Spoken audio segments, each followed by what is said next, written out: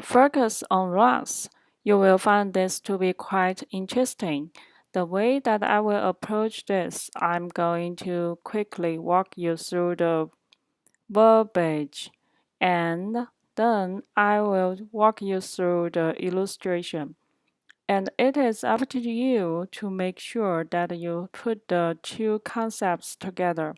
However you wish to learn, to begin with, I will tell you couple things that are important. RAS is associated with G protein. Tell me about the G protein from biochemistry. Alpha, beta, gamma, right? Alpha, beta, gamma. When associated with G protein, would mean that it is inactive. What do you want to do to active G protein? You get rid of the beta and the gamma. You hang on to the alpha active. The specific activity of RAS and how it works is going to be through GTP. So activated GTP binding then deactivated by normal inherent GTP-ness activity. Stop there. This is a huge point. GTP is active. GTP is active. GDP is inactive. What do you need to then create active? Phosphorylate, and it is called guanine triphosphate. Once the job of RAS has been completed, then you are going to inactivate the RAS. How do you inactivate the RAS? By inactivating the G protein. So now the GTP will be acted upon by GTP-ness.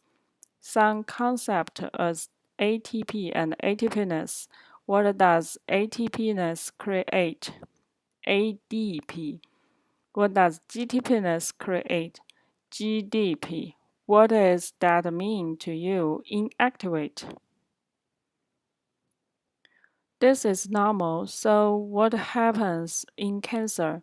You never want to stop RAS activity, which means that the RAS has to be bound to whom eternally? GTP. What enzyme might you want to inhibit so that you can guarantee that GTP is bound to RAS? GTP-ness. So on your board, or in general, you are going to have cancer that GTP-ness activity has been completely nullified.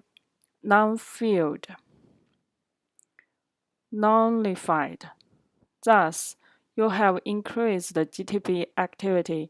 Your RAS is forever more active. Give me the most famous RAS of them all, KRAS. You also have HRAS and such that KRAS becomes important. Let's take a look at another component.